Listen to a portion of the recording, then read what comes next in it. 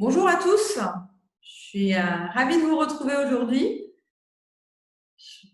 Donc, comme promis, on renouvelle l'opération aujourd'hui avec le docteur Kamel Messaoud Nasser, notre cher partenaire qui nous accompagne et qui anime ce premier webinaire long d'une longue série de webinaires Maghreb qui sera fait par nos experts maghrébins, marocains, algériens et tunisiens pendant les jours, voire semaines à venir. Je suis ravie de voir les participations. Je vois des médecins des 3 pays. Bonjour au docteur Lounis qui est là. On va attendre un petit peu, on va attendre 5 petites minutes que les participants arrivent au fur et à mesure. Ce ne serait pas juste de commencer sans eux. Ils étaient tous là hier. Bonjour Rachida, bonjour tout le monde, bonjour mes amis maghrébins. Bonjour Youssef, merci pour ton mot d'hier. Et c'est vrai que je suis un profane en informatique et pour faire mes enfants font mieux comme les vôtres. Donc à l'occasion de ce Ramadan, je salue tout le monde et je souhaite un Ramadan Karim, Eid Mubarak Inch'Allah. Et là, donc, je vais avoir la main pour vous parler un peu de ma modeste expérience avec un laser qui est tout nouveau sur le marché du mois pour moi, qui est le Zentelmax Pro. Donc, j'avais d'autres versions de Candela toujours, le YAG et l'Alexandrite. Et je vais vous parler de quelques astuces dans notre quotidien qui nous permettront d'améliorer et d'optimiser tous les paramètres que l'on propose et par rapport aux phototypes qu'on a en Algérie, au Maroc ou en Tunisie. Je salue Khaled, je ne sais pas s'il est encore connecté. Voilà, on va commencer, je pense, hein, c'est tout juste l'heure. Pour les rares personnes qui ne te connaîtraient pas, je vais quand même te présenter. Donc, tu es notre partenaire avant tout, mais tu es surtout dermatologue depuis 1992. Tu es installé à Oran. Tu as une superbe clinique qui est la clinique des Iris. Bravo pour ce beau projet.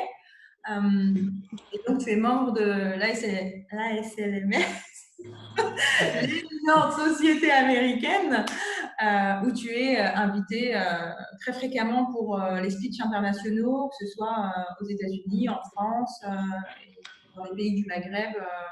Au Maroc, par exemple, on a pu te retrouver à la Codelca, au congrès du groupe Laser en Tunisie, à la SAM, à la SAD, à la SADEC en Algérie, et j'en passe. Donc, merci vraiment de nous donner ton temps. On va évidemment, pendant ce webinaire, parler de la plateforme Alessandritia de Candela, qui, comme tu l'as dit, est une plateforme d'épilation, mais pas que. Tu vas nous démontrer, et merci de partager avec nous ta grande expérience avec cette plateforme, que tu as un petit peu poussée pour traiter toutes les indications vasculaires, pigmentaires et bien d'autres. Oui. Alors, encore une fois, je salue tous mes amis maghrébins connectés en leur souhaitant donc Ramadan Karim. Et je vous parlerai donc d'un type de laser qui est très, très à la mode et d'une plateforme qui est d'actualité, à savoir la plateforme Gentel Max Pro, avec laquelle donc, nous travaillons depuis quelque temps dans nos pays respectifs. Je fais un petit rappel pour ne pas être très lent sur des notions élémentaires que tout le monde connaît en physique des lasers, en rappelant par exemple que le spectre qui nous intéresse en laser chez nous en tant que dermato et va du visible, de l'ultraviolet jusqu'à l'infrarouge. Juste pour vous dire un peu que le spectre est de plus en plus important quand il s'agit d'autres applications médicales autres que celles qu'on fait en dermato. Un petit rappel par rapport donc, à l'ampulsé par rapport au laser donc c'est des lumières qui ne sont pas très puissantes, qui ne sont pas unidirectionnelles, qui ne sont pas cohérentes, qui ne sont pas homogènes, contrairement donc, au laser qui a une seule longueur d'onde, avec une très faible convergence et une focalisation qui est sur quelques pièces à main très intéressante. Donc, on sait qu'il y a plusieurs cibles, les cibles exogènes, notamment quand il s'agit de particules d'encre, on parle de tatouage ou tout ce qui est le bitume quand on a du macadam sur le visage.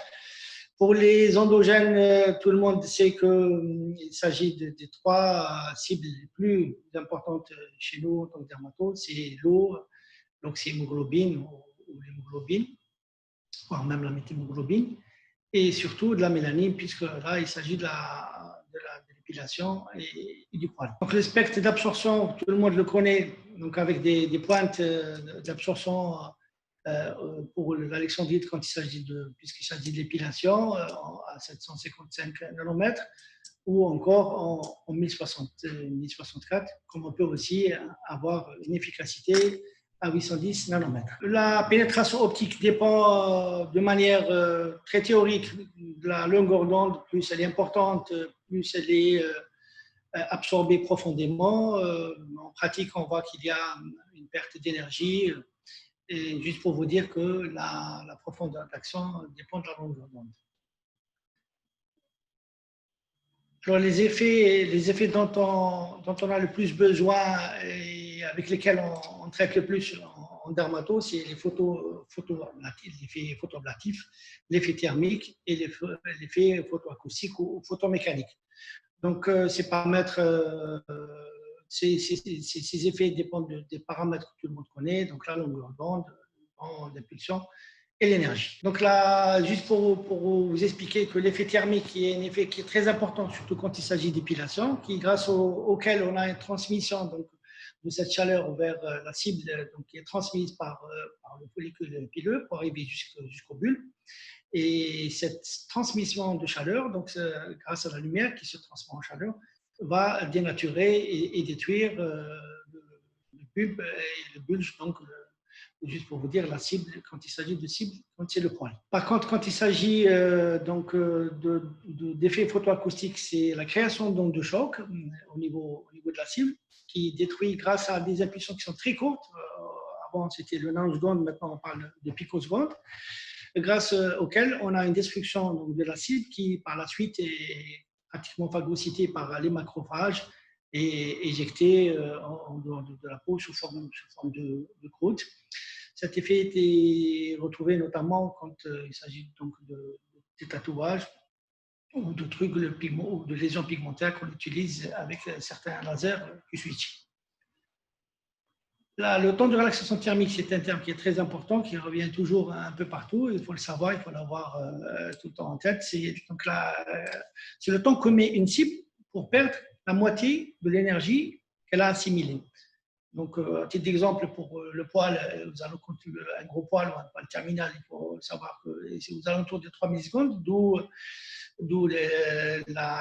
l'utilisation très fréquente de cette durée d'impulsion chez beaucoup de fabricants de lasers, et avec laquelle on a des résultats optimaux, même si les effets secondaires parfois sont en rendez-vous. Donc, c'est des notions élémentaires sur tout ce qui est fluence, énergie, que tout le monde connaît, juste pour rappeler qu'il faut les avoir en tête pour pouvoir proposer des traitements idoines pour chaque indication.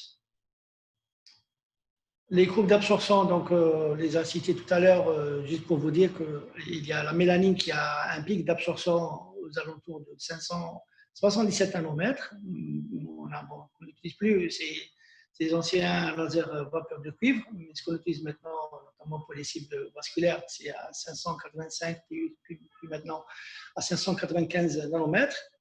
Et il y a aussi le 532 qu'on utilise notamment chez les phototypes clairs, pour d'autres indications, qui est supplanté par les lasers à colorant pulsé. À 755, on voit très bien qu'il y a une absorption de la mélanine aussi à 810. Donc, les deux aussi sont indiqués dans l'épilation. Et voir aussi en dernier, le tout dernier né en épilation. Il faut savoir que le 1064 est pratiquement le dernier des lasers épilatoires posés pour tout type de phototype. On verra tout à l'heure, avec une courbe d'absorption de mélanine qui est presque nulle. Voilà, juste pour vous dire un peu, pour revenir à ce que j'ai dit tout à l'heure, ce qui nous intéresse le plus, c'est donc la longueur d'onde en lumière pulsée qu'on essaye de filtrer grâce à des filtres où on peut donc aller de 400 à 1200 nanomètres par rapport aux lampes qui sont disponibles, donc contrairement au laser, donc qui sont des lumières monochromatiques avec une seule longueur d'onde. Voilà, c'est la plateforme dont je vous ai parlé pour l'épilation, et et avec des résultats qui sont optimaux. Pour les phototypes, donc c'est vrai que Fitzpatrick a révolutionné un peu la dermato donc, en qualifiant les types de peau par rapport à des paramètres et des critères que tout le monde connaît, donc du 1 à 6. Et avec le temps, on s'est rendu compte que ces phototypes n'étaient pas réellement, je dirais, pour nous qui sommes un peu maghrébins, ayant un phototype ethnique un peu particulier. Et au fil du temps, il y a quelqu'un qui travaille beaucoup sur tout ce qui est phototype ethnique et Elliot Vattel et qui, lui, fait une classification différente par rapport à l'ethnie et l'origine de chaque patient. Avec ce qu'on a au Maghreb, je pense qu'on joue beaucoup plus avec le phototype 3, 4 et 5. Et les paramètres utilisés sur les phototypes 4, par exemple, que décrit Fitzpatrick, ne sont pas réellement retrouvés dans la pratique quotidienne. Et du coup, on fait quelques efforts. Avec l'expérience des uns et des autres, on arrive à un petit peu optimiser tous ces paramètres pour éviter tous les effets secondaires qu'on verra tout à l'heure, qu'on peut avoir avec une épilation. Puis, oui, c'est vrai que depuis le premier laser Ruby, donc à 694 nanomètres, qui a en fait a été créé de manière pratiquement occasionnelle, je dirais aléatoire, dans la mesure où ça a été utilisé pour la première fois chez des patients présentant des névus de Becker pour les dépigmenter. Et on s'est rendu compte que les poils sur ces névus disparaissaient. Et c'était donc le départ des premiers lasers épilatoires en 1914.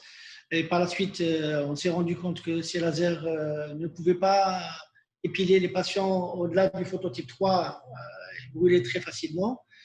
Et tout de suite après, 1 an et demi après, le premier laser a vu son apparition à Alexandrite, à 755 nanomètres.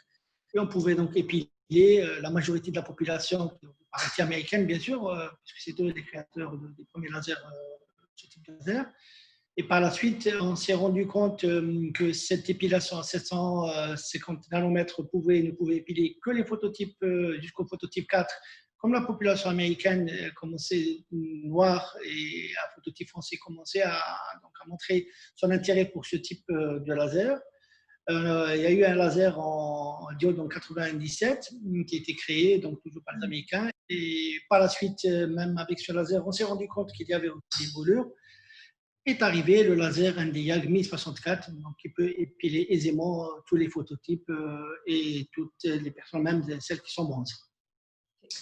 Voilà. Les contre-indications, tout le monde les connaît, donc les prises de médicamenteuses. Il y a surtout la femme enceinte qui pose parfois un problème médico-légal où il n'y a aucune contre-indication scientifique. Il est préférable de ne pas épiler les femmes enceintes. Il y a aussi les enfants aussi, dont les parents sont demandeurs d'épilation.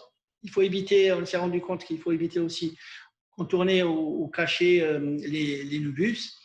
Les peaux foncées, maintenant, comme je l'ai dit tout à l'heure, on peut les épiler aisément, même si elles sont bronzées aussi.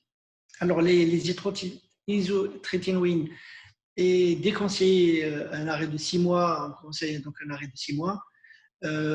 Et par extension, donc l'histoire du laser, du cancer, pardon, et il faut la rechercher chez les patients ou des lésions suspectes. Encore, l'herpès labial peut être provoqué, du moins pas provoqué, les poussées peuvent être provoquées par la chaleur émise par le laser et du coup, on peut avoir des poussées plus rapprochées. Voilà.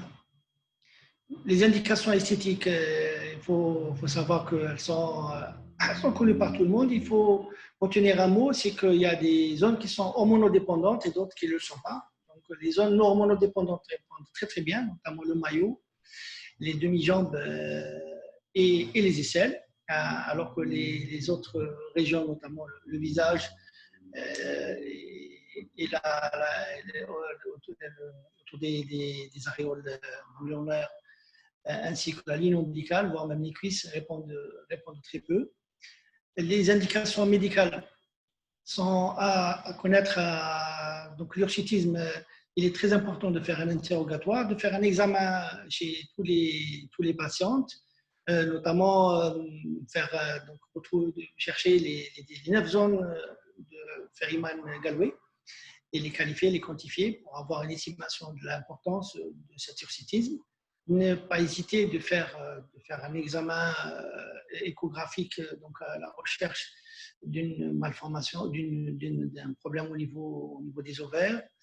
Comme vous savez maintenant que la classification du mois des consensus de Rotterdam de 2003, où donc on parle de syndrome d'ovaire polykystique. Je parlerai un mot tout à l'heure sur ça, c'est ce qui est important même chez nous. Et donc il faut avoir ça en tête, les 3 critères. Il faut toujours faire dans l'interrogatoire, pas précis pour faire une épilation, il faut toujours se donner le temps pour faire un examen et interrogatoire pour retrouver pas mal de prises médicamenteuses surtout, ou faire comme les dermatos, faire un examen cutané et chercher s'il y a des notions de porphyrie. Et voilà, grosso modo, je retournerai tout à l'heure sur cette histoire d'ovaire polykystique qui reste quand même d'actualité. Je dirai un mot par rapport à mon expérience personnelle et ce que je propose donc, pour avoir une épilation efficace et une satisfaction chez les patientes. Allez, voilà. Donc le cycle, tout le monde connaît le cycle pilaire. Bon, jusqu'à maintenant, on parle d'une efficacité, la phase anagène qui, tout le matériel pilo s'est basé est pratiquement entier. La cible est plus facile, donc on dit que l'efficacité est supérieure en phase anagène. Ça reste à prouver, mais toujours est-il qu'il est préférable de faire des séances espacées pour pouvoir désynchroniser son cycle pilaire et essayer de le mettre toujours en phase anagène. Voilà, donc ça dépend des régions. Tout le monde propose, il y a même des dermatos qui proposent des épilations très rapprochées pour éviter notamment les repousses paradoxales, on en parlera tout à l'heure. Ou encore, en connaissant son cycle pilaire, il faut rester dans les normes, à savoir faire une épilation du visage toutes les 4 semaines, et pour le reste du corps, 6 à 8 semaines. Ça reste pratiquement d'actualité et c'est avec ces critères-là qu'on obtient des résultats optimaux. Voilà, pour parler du mot raser aussi, il faut savoir, même si très peu de femmes acceptent qu'on les rase, il faut leur dire qu'il faut qu'on vous rase. Il faut leur expliquer pourquoi on les rase aussi.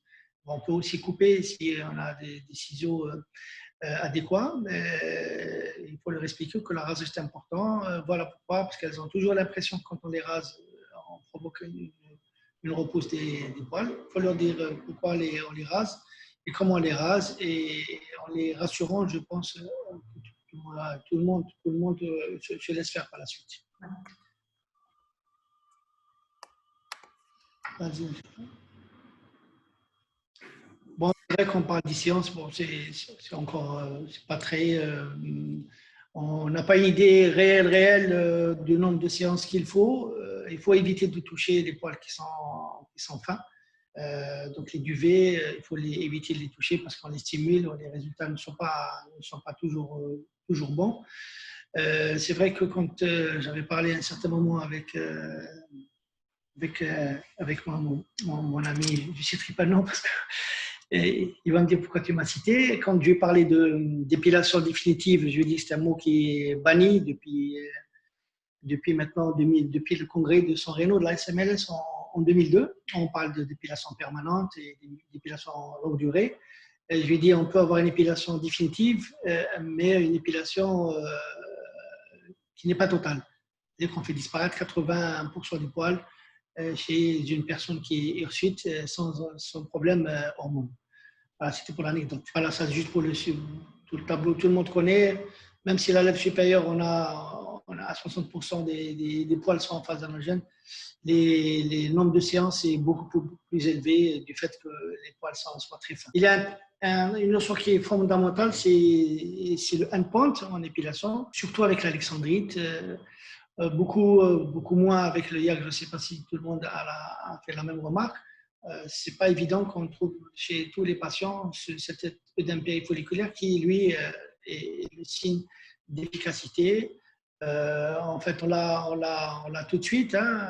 Bon, c'est vrai que l'idéal, c'est de l'avoir quelques jours après, mais c'est pas évident de garder ces patients et attendre à ce que l'œdème périfolliculaire apparaisse. Et c'est l'expérience qui nous permet donc tout de suite d'avoir une idée sur la dose et l'affluence qu'on doit utiliser, quels sont les paramètres utilisés, en ayant à exercer. Tout de suite, on se rend compte que la dose qu'on a préconisée ou qu'on a utilisée est la dose nécessaire et suffisante. Les complications, on a tous eu, heureusement d'ailleurs, parce que sinon on ne fait plus de laser.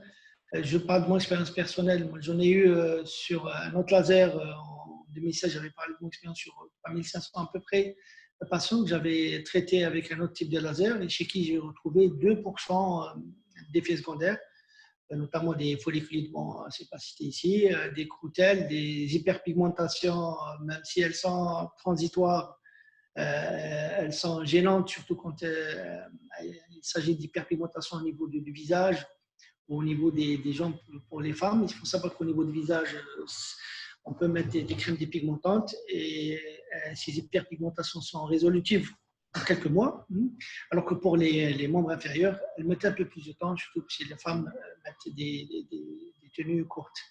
Alors, les hypopigmentations, c'est quelque chose de très, très dégueulasse parce qu'on a très peu de solutions.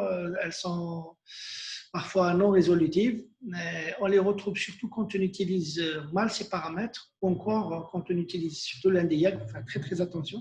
Si on appuie surtout quand on a affaire à un nerf pulsé et on ne se rend pas compte, on appuie un peu sur le conduit et du coup, il n'y a pas de froid. On risque des hypopigmentations, voire même des cicatrices. Il y en a eu. Et donc, il faut faire très attention au froid, qui est l'allié éternel de l'épilateur. Alors, les leucotrichies, elles sont soit réversibles, soit irréversibles. On peut les avoir même chez des patientes. On a eu des patients de 30-35 ans, surtout au niveau du montant. Il faut leur expliquer, ce n'est pas toujours évident parce que parfois elles viennent, c'est des patientes qui ont toujours fait de la cire dans leur vie. Du coup, elles n'ont pas une idée exacte du nombre de poils, donc, blancs, si vous voulez, au niveau du montant. Et du coup, elles pensent que l'ensemble des poils qui ont été créés par nos lasers sont de la. Donc, c'est notre laser qui les a créés. Voilà. Alors, juste pour revenir à cette histoire de repousse paradoxale, donc il faut vraiment bien examiner son patient. Il faut demander un bilan. Le bilan, tout le monde connaît donc les delta 4 endothélium, la testostérone libre, la prolactine, souvent très, très élevée, souvent, la 17-hydroxyprogestérone, le sulfate de DHA. C'est très important, il faut faire même un bilan thyroïdien. Donc, avec l'arrivée ces dernières années, l'hormone anti-amlurine qui est spécifique au syndrome d'ovaire polykystique, ça reste cher, mais c'est un examen biologique qui est d'un grand intérêt pour le diagnostic des syndromes d'ovaire polykystique. Et donc, l'échographie abdominopelvienne, il faut voir si au niveau des surrénales, on n'a pas des malformations ou des tumeurs. Et surtout au niveau des ovaires. Donc, je rappelle un peu le consensus de Rotterdam de 2003, on parle de 2 critères sur 3, c'est-à-dire soit on a un problème de cycle menstruel ou une infertilité. Le deuxième critère, soit des signes cliniques ou biologiques. Cliniques, donc on peut avoir soit un hirsutisme, une acné, un acanthosis nigricans. Et biologique, on peut avoir une perturbation du bilan en malade dont j'ai parlé. Au niveau échographique, avec l'arrivée des nouveaux échographes, on ne fait plus d'échographie intravaginale, donc on fait des échographies, on peut avoir visualisé bien comme il faut les follicules. On a des soucis avec nos gynécologues un peu partout, je pense au Maghreb, où on leur demande de faire une échographie au niveau des ovaires. On a des retours qui ne sont pas très, très précis, où on vous dit les annexes sont particularités, ou encore on vous dit qu'il y a des follicules, on ne les quantifie pas. Il faut les quantifier, c'est important, il faut en avoir 12, voire même un peu moins ces derniers temps, avec les nouvelles recommandations de la Société internationale de fertilité. Et du coup, donc, avec tous ces critères, on essaie d'éviter d'avoir affaire à des repousses paradoxales. Il y a d'autres méthodes quand on les a, ou bien pour les éviter. Il faut utiliser des diamètres de spot les plus petits possibles. Il faut, donc, dès qu'on les a, il faut changer de laser. Si on les a eu avec un laser alexandrite, il faut essayer un laser NDIAC. Il faut mettre des poches de glace tout autour tout autour donc de la zone traitée. Et il faut aussi rapprocher les séances, ça aussi c'est important. Et parfois, on préconise même l'utilisation concomitante de fluoronitine, de mica, entre les séances. Voilà grosso modo pour les repousses paradoxales. Donc, commencer le poil blanc, donc il n'a pas de cible, donc les résultats sont mauvais. Et le traitement androgénétique, il y a deux écoles. Je vous parle un mot, il y a l'école française et l'école américaine. L'école française donc, préconise l'association de l'androcure avec la Proginova ou Diane, alors que les Américains proposent donc la spironolactone, c'est-à-dire l'androcure. Donc, qu'est-ce que je raconte spironolactone, j'arrive, ça va venir. Et le problème, c'est que chez nous, c'est dosé à 75 mg, alors qu'aux États-Unis, c'est à 100 et 200 mg. Du coup, donc on utilise deux comprimés par jour, voilà, de spironolactone. J'espère que le nom commercial va revenir. Alors, il faut les patients jeunes, il faut essayer de les faire, tout en sachant que les zones hormonodépendantes, il est préférable de ne pas les faire. On peut faire les icelles, on peut faire les maillots pour les jeunes filles. Et surtout aussi quand il y a une période d'instabilité hormonale. Voilà, donc tout à l'heure, comme j'ai dit un mot, comme quoi on pouvait avoir une réduction d'environ 80%, c'est vrai que la satisfaction est importante chez la majorité des patients. C'est ce qui a fait un peu, je dirais, l'avantage d'avoir cette technique pour libérer, sur le plan psychologique, beaucoup de patientes. Les résultats sont très, très satisfaisants. Et du coup, on a une demande de plus importante pour ce type de technique, à savoir l'épilation laser. Voilà un peu. Et donc, il faut leur dire dès le départ, il faut essayer de refuser les patients, notamment de plus en plus avec des poils roux, parce que les résultats ne sont pas au rendez-vous. Ouais, c'est vrai que c'est toujours un peu difficile de dire non, mais il faut le faire parce que vaut mieux ça qu'un patient mécontent au final. Ah oui, oui. Ah oui, ils se retournent souvent contre nous, nous disant qu'il fallait insister pour ne pas faire. Et c'est à votre rôle, vous qui êtes médecin, de. Bon, il y a le consentement aussi. Il faut faire signer quand il y a des personnes pareilles qui généralement se retournent contre nous. Il faut les faire signer des documents. Il ne faut pas hésiter à le faire, en français ou en arabe. Il faut le faire. Alors voilà, juste pour dire qu'il n'y a pas que l'épilation avec ce type de laser, de plateforme. On a l'avantage d'utiliser pour d'autres indications. Que ce soit pour l'alexandrite, donc on peut l'utiliser pour les lésions pigmentaires. Tout à l'heure, on verra aussi même pour certaines lésions vasculaires. Alors que pour le NDIAC, on a des lésions vasculaires qui sont d'utilisation très, très intéressante.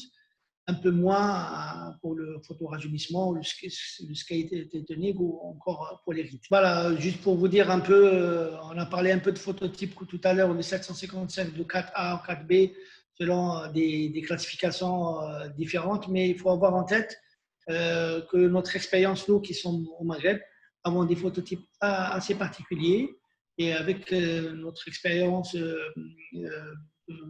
tous les jours, on arrive un petit peu à adapter par rapport à tout ce qu'on nous raconte dans la théorie et avoir le moins d'effets secondaires possible. Le Mi 64, c'est vrai, je dois dire un truc que j'ai constaté personnellement, très très efficace dans les phototypes français, très très efficace. Un peu moins, tu m'en voudras peut-être un peu Rachida, mais un peu moins dans les phototypes clairs, où je préfère de loin et de très loin l'alexandrite. Non, au contraire, je ne t'en veux pas. Tu es là pour partager ton expérience et nous dire Voilà. comment tu as travaillé avec cette plateforme. Donc, tout est Voilà. Voilà, alors pour le dos, c'est vrai, ça reste le laser le plus efficace du dos des hommes. Alors que, comme tu le sais, c'est très très difficile de traiter le dos des hommes. Il faut l'expliquer un peu qu'il faut beaucoup de séances. La barbe, ça marche très très bien. Et en plus, quand on a des folliculites de la barbe, ça marche aussi très très bien, très peu de séances. Alors que pour les poils fins, c'est vrai qu'on peut utiliser. L'avantage qu'on a, c'est qu'on peut descendre à des durées d'impulsion qui sont proches du TRT du poil, ce qui est très bien dans cette plateforme. Donc à 3000 secondes, on a des résultats qui sont formidables, qui sont au-dessus de toute autre plateforme que j'ai essayé d'ailleurs, et je dis que la vérité. Et là, on est surpris par la qualité du résultat et par la satisfaction aussi des patientes. L'autre avantage qui est pratiquement unique, c'est qu'on est là Au départ, quand j'avais acheté mes premiers lasers chez Candela, je ne comprenais pas comment il faut faire avec cette histoire de décédé. Et j'ai compris, quand je faisais surtout les enjeux, avec un décédé, on travaille en toute sécurité. Donc on peut même envoyer de refroidissement qui est pratiquement similaire un peu, ce qu'on voit un peu dans les stations de climatisation. Et cette gaz qui est Airbus 134 nous permet de refroidir avant et après. En plus, on peut régler la durée d'impulsion, la durée de programmer, si vous voulez, à quel moment et quelle est la quantité de gaz cryogénique qu'on doit envoyer sur une cible par rapport à un phototype, alors avant et voire après. Rarement on l'utilise après, mais souvent avant, pardon, et avec une protection de l'épiderme qui est extraordinaire. C'est vrai qu'économiquement, il y a un budget pour ce type de consommable. L'arrivée de l'air pulsé a un petit peu réglé ce problème où on peut, donc, on va voir sur des pièces à main, soit proposer donc, un gaz cryogénique ou encore un air pulsé, ce qui fait pratiquement la seule plateforme avec cette possibilité, cette variante de refroidissement pour une utilisation optimale en laser. Alors, en plus de la sécurité, si je me permets, c'est vraiment, je pense à moi en tant que patiente, c'est vraiment le confort patient là. J'ai pas autant Absolument, pas mal de et je veux douleur. terminer ma séance et continuer. Tout à fait. Et surtout quand il s'agit du YAG. Hein. Donc, le YAG reste quand même un laser assez douloureux par rapport à l'alexandrite. Cette possibilité de refroidissement donne un confort supplémentaire pour les patientes douillettes comme Rachida ou encore pour les patientes qui ne veulent pas avoir trop mal. Donc ça, c'est les deux pièces à main dont je vous ai parlé. Vous voyez un peu qu'elles peuvent varier, qu'on peut utiliser l'une ou l'autre sur un laser. Bien sûr, il faut les acheter toutes les deux, mais toujours est-il que pour le vasculaire, c'est vrai qu'on ne peut faire qu'avec le gaz cryogénique, mais pour l'épilation, on a la possibilité d'avoir un Zimmer à côté et d'envoyer de l'air pulsé comme on peut, quoi, avec une puissance donc, de 4, 5, voire même 6, en toute sécurité. Voilà, juste pour rappeler des choses élémentaires, comme tout laser, il faut donc, être vraiment perpendiculaire avec la surface. C'est très important pour éviter d'avoir des pertes d'énergie. Et l'histoire de l'overlapping, donc il faut faire des chevauchements de 20 à 30% comme c'est un cercle pour éviter d'avoir ou de faire beaucoup de retouches. On en fait toujours sur les grandes surfaces, mais là, ça nous permet d'avoir le moins de retouches possible quand on respecte ce type de chevauchement. L'avantage aussi, c'est vrai, la création du PIC a eu cette plateforme, c'est d'arriver à faire un dos avec une pièce à main de 24 mm en 21 minutes, ce qui est quand même une prouesse, alors qu'on faisait des dos en une heure et quart. Même si il faut reconnaître, c'est un peu douloureux avec des pièces à main qui sont aussi larges. Mais on gagne beaucoup de temps, surtout si on a une patientèle importante où on doit épiler beaucoup de personnes. Le gain de temps est très important quand on a une clientèle, une patientèle qui est importante et il nous permet de faire des créneaux horaires multipliés par 1,5, voire même 2, et gagner en rapidité, gagner en fatigue aussi, parce qu'il faut se concentrer pour le praticien, et aussi rassurer le patient qui est pressé donc, de retrouver son travail. Pour l'homme, je ne vous cache pas, c'est très difficile d'avoir des résultats chez l'homme. Il faut beaucoup de séances. Il faut aussi leur expliquer qu'on ne peut pas avoir malheureusement ce type d'image, mais on réduit au maximum la densité épilaire et on peut améliorer grandement, surtout quand les patients ont des poils très gros et terminaux. Et malheureusement, c'est l'un des sièges prédilectifs des repousses paradoxales. Donc, il faut faire très attention quand on commence à traiter un dos pour prévenir le patient qui risque de faire plus de 4 séances et du coup payer en conséquence. On peut aussi utiliser chez l'homme dans des endroits, la barbe ou au niveau de l'arcade aussi, on peut le faire facilement, donc en protégeant bien comme il faut les yeux. Là aussi, on voit qu'on peut avoir de très bons résultats, même sur des surfaces ou des endroits aussi risqués. Et avec une bonne protection oculaire, on obtient des résultats extraordinaires. Voilà, ça c'est les paramètres qu'on nous délivre, donc qu'on adaptera par rapport à chacun à sa pratique quotidienne.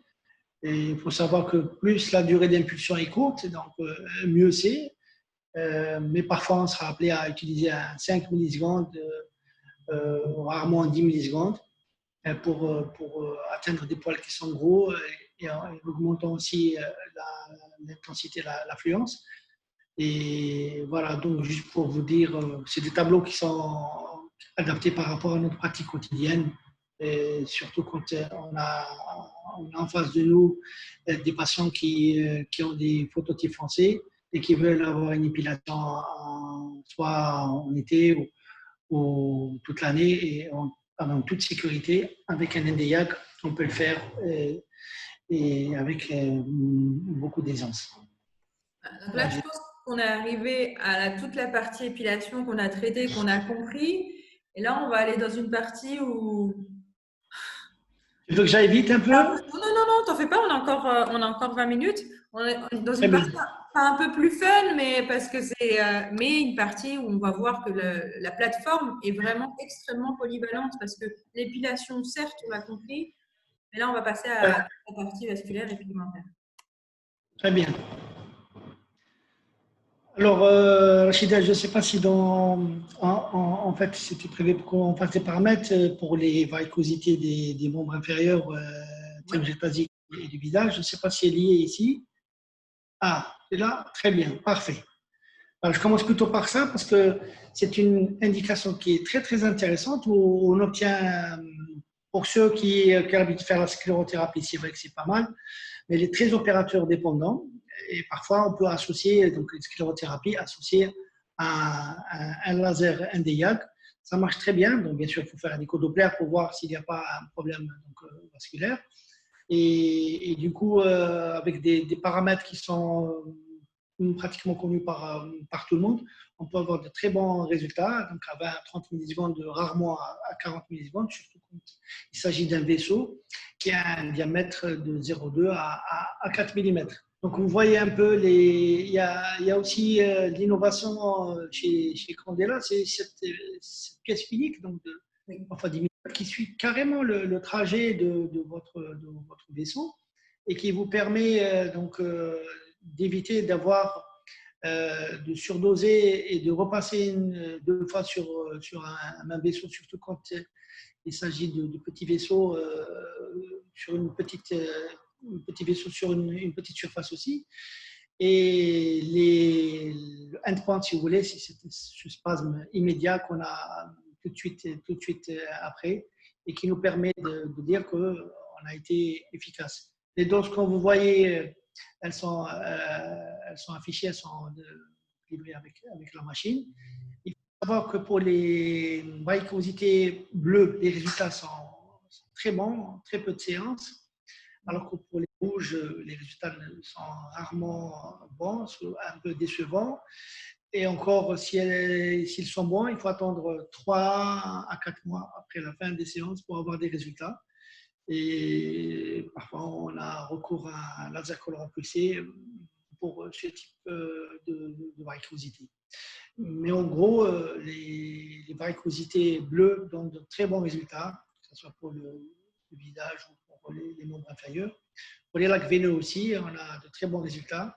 Donc, c'est l'innovation. Je parle beaucoup plus sur donc, les vaisseaux linéaires où on voit cette pièce à main de 3 x 10 mm qui est quelque chose de formidable, qui suit très bien votre vaisseau et qui vous donne un aperçu immédiat sur l'efficacité de ce type de machine. Là, donc, j'ai précédé, donc, vous voyez aussi sur les enjambes stellaires, on a de très bons résultats, 1 à 2 séances avec des diamètres de spot descendent jusqu'à 1,5 mm. Mais on préfère quand il s'agit de lac Véno à 3 mm, avec une durée d'impulsion donc à 30 millisecondes.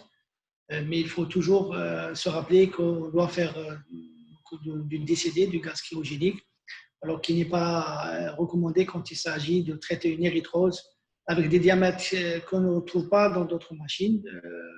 Je parle des celles que j'ai, avec des diamètres pareils, avec un pentygment, c'est formidable. Mes amis sont là pour me corriger.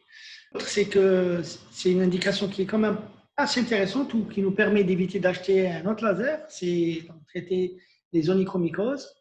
Donc là, on parle de phototype, je ne vois pas l'intérêt beaucoup des phototypes, mais toujours est-il qu'il faut respecter ces normes.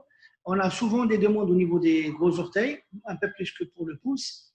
Il faut savoir qu'il faut avoir au moins 1000, à peu près 1000 pulses par zone, et qu'on doit laisser 5 à 10 secondes donc, reposer à chaque passage. Le froid n'est pas utilisé, donc éviter le froid. Il faut parfois utiliser donc crème anesthésiante avant, parce que c'est un peu douloureux, et avec des diamètres avec des durées d'impulsion qui sont assez originaux, puisqu'on descend à 0,3 millisecondes. Vous voyez un peu, donc ça vous évite d'acheter un autre laser et traiter, éviter de mettre, mettre des produits, et donc les vernis, les vernis avant ou après, c'est ce que je recommande. Toujours est-il qu'on a d'assez bons résultats. C'est vrai que les études sont là pour le confirmer. Puisqu'on a, après culture, après 4 ou 6 séances, on a après une culture des angles, on a pratiquement une disparition de l'onychomycose. Et puis chaque séance dure quelques minutes. Oui, oui, c'est douloureux. Donc tu vois un peu, hein, si tu fais pour un pied 1000 et juste pour un an que tu en fais 600, hein, c'est du temps qu'on doit prendre en considération au départ. Pour l'alexandrite, c'est vrai que parfois on peut l'utiliser en évitant donc de mettre du froid pour certaines lésions pigmentaires. J'ai insisté juste pour dire que les lésions pigmentaires, il faut baisser, quand elles sont foncées, il faut baisser l'affluence, alors que quand elles sont claires, il faut l'augmenter. On a cet esprit ardoisé qui est le endpoint et qui nous permet de dire qu'on est efficace. C'est vrai qu'il y a d'autres lasers qui sont supérieurs en efficacité, et quand on ne les a pas, on peut proposer pour des personnes qui comprennent réellement l'intérêt ce type de laser sur des lésions bien ponctuelles et voir un peu le résultat qu'on obtiendrait. Le photorajeunissement, je peux vous en parler, j'en ai fait, jamais fait, ou le scan technique, mais avec un alexandrite, on chauffe, donc on fait du remodelage, on peut faire donc, du remodelage à l'aise avec tous les lasers. Alexandrite aussi, on peut le faire sur des phototypes bien sûr clairs. Oui, ça c'est bien précisé, les phototypes 1 à 3. Ah oui. Ok. Donc les kératocyboriques aussi, on peut proposer, puisqu'elles sont aussi chargées en pigments, on peut les proposer pour des patients qui voudraient donc les faire disparaître, et si on ne dispose pas d'un laser plus-switché ou bien un laser fractionnel, un CO2. On a un noircissement juste après qui est le témoin d'une efficacité du 1,30. Quant au lac veineux, c'est avec des normes, c'est vrai, avec ces paramètres, on peut obtenir des résultats. Il y a d'autres paramètres où on obtient aussi des résultats en 1 à 2 séances. Et c'est pratiquement une des meilleures indications après un NDIAC des lacs veineux pour des personnes, surtout quand il s'agit de lésions au niveau de la lèvre inférieure ou supérieure. Une autre indication, donc, c'est dans les zones plans résistants, où on utilise des paramètres différents. Donc, on va à des puissances plus importantes, 60-80 joules par centimètre carré, avec des pièces à main de 3 millisecondes, avec du froid.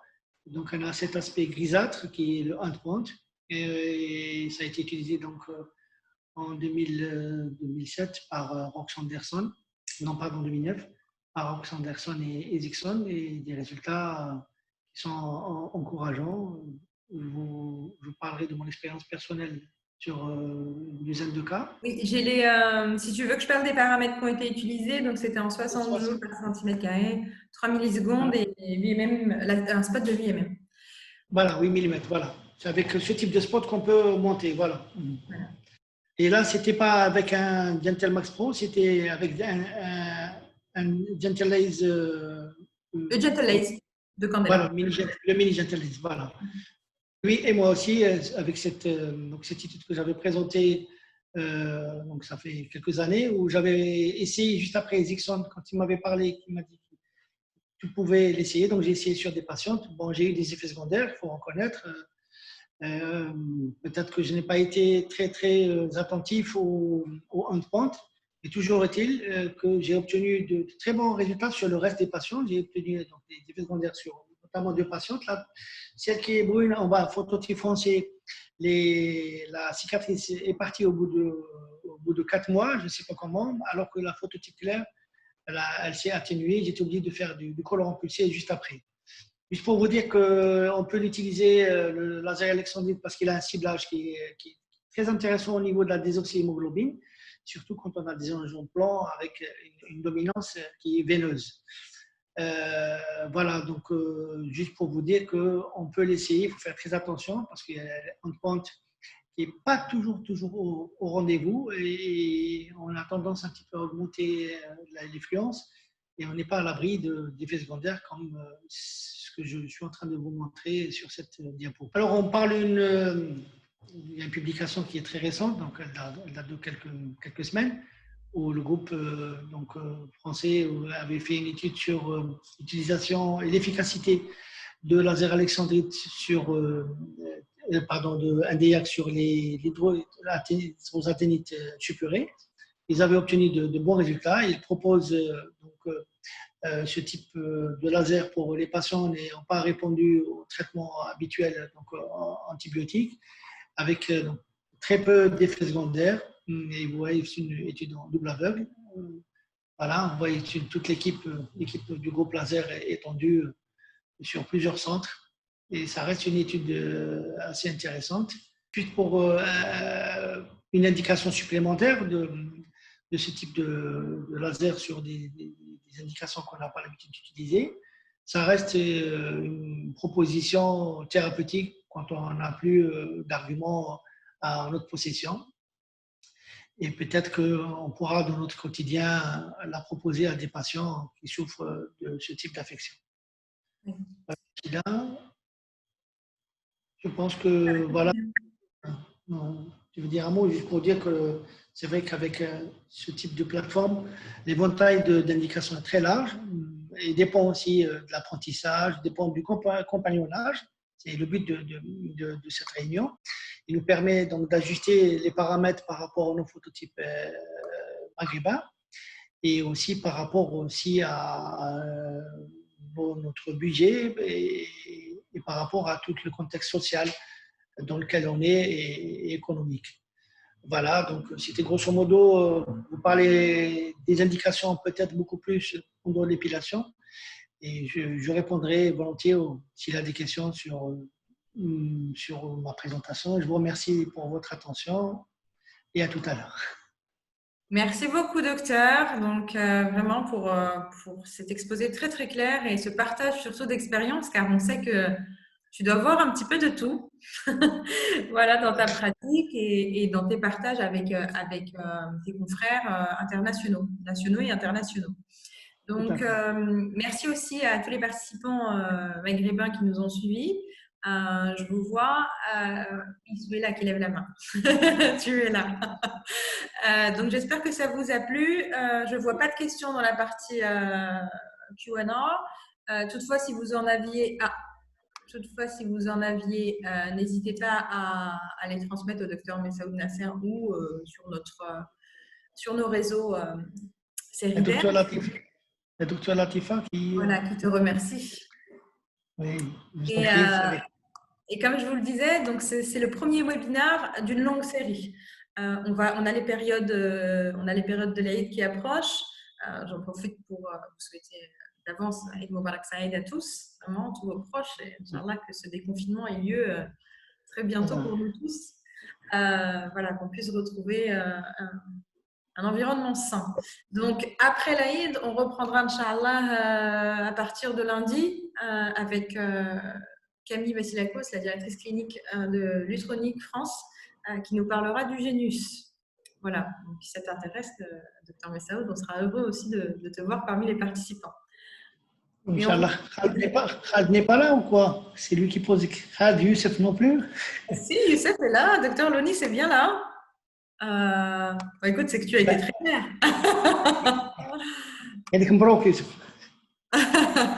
Merci beaucoup. Donc voilà, on aura notamment des confrères à toi, également le docteur qui partagera son expérience sur le Q-switché. On aura plein d'autres docteurs de Tunisie, du Maroc, le professeur Chihab également, qui partagera son expérience sur le colorant pulsé. Donc, on va transmettre toutes les dates. Ne vous en faites pas, continuez à nous suivre sur nos réseaux. Vous aurez l'occasion de participer à tous ces webinaires. Merci beaucoup, merci à tous. Merci à toi, Kamel. Merci beaucoup d'être notre fidèle partenaire. Merci, Eid Mubarak à tout le monde, Inch'Allah. Inch'Allah. Merci à vous. Au revoir. Au revoir. Au revoir.